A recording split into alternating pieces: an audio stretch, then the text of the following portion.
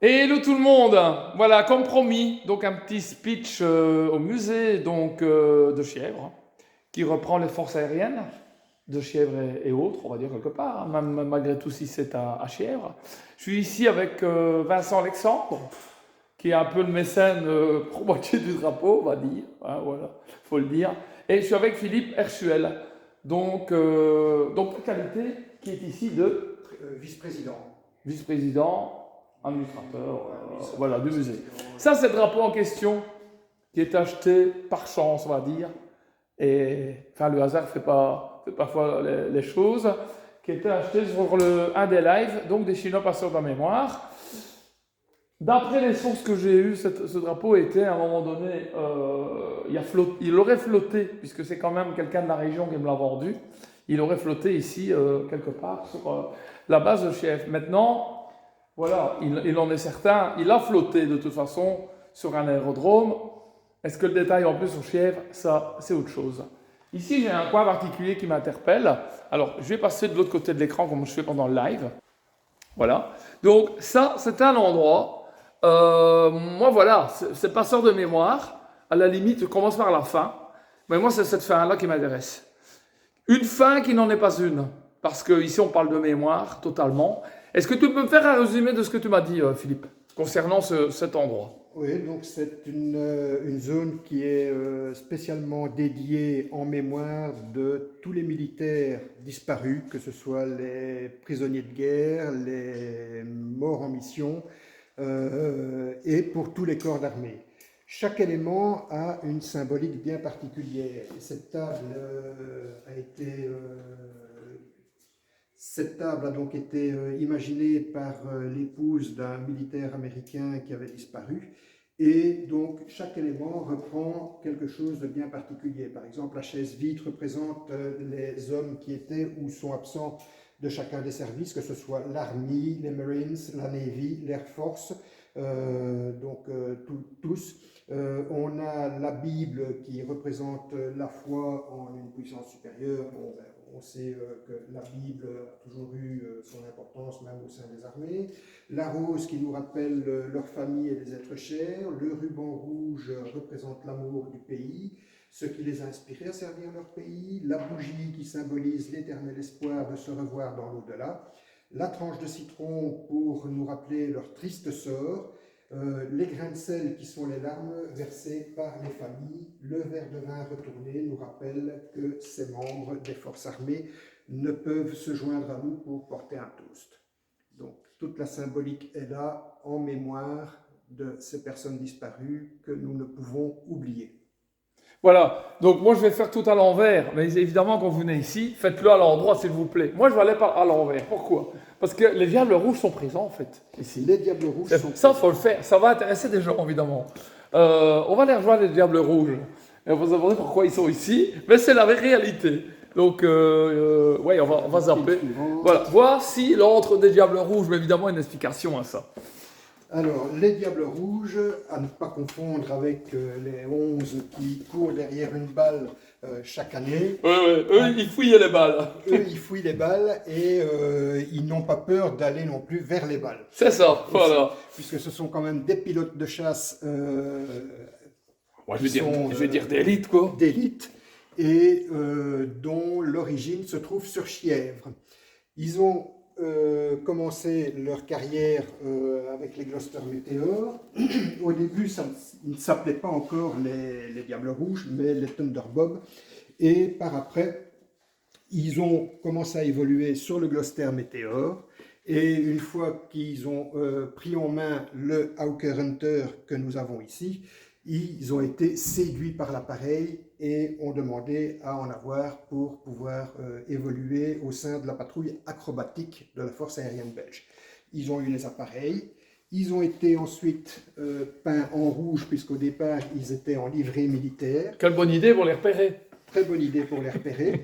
Et j'ai entendu, c'est ce qu'on m'a raconté, qu'ils avaient été peints en rouge pour l'exposition universelle de 1958 et ils sont donc passés en vol escadrille au-dessus de la zone de l'exposition à Bruxelles.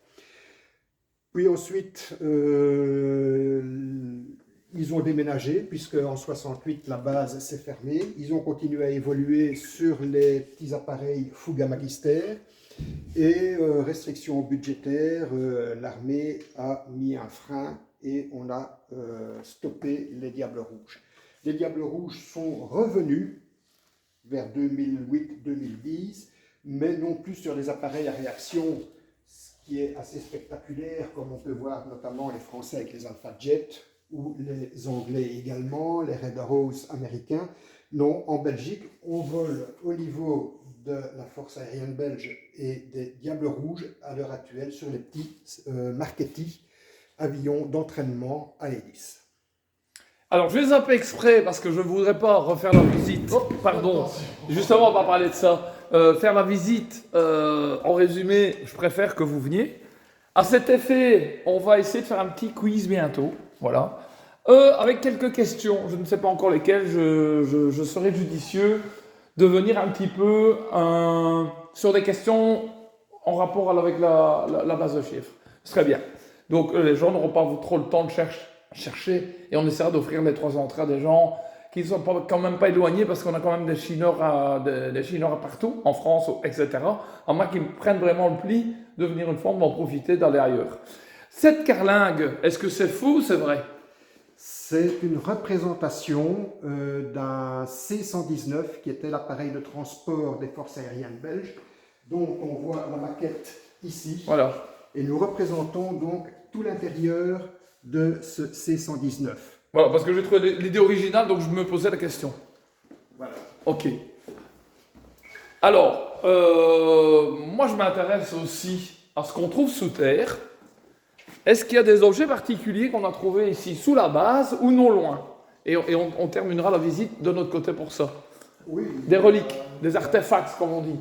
Il y a des reliques qui ont été retrouvées, notamment ici on retrouve tous les éléments d'un bombardier allemand Henkel HE-111 qui a été abattu en 1940 par un hurricane britannique à Bierge, donc sur la région d'Anguien, et dont nous avons une partie des éléments. Le moteur qui est en bas. Est en bas avec le restant de l'hélice.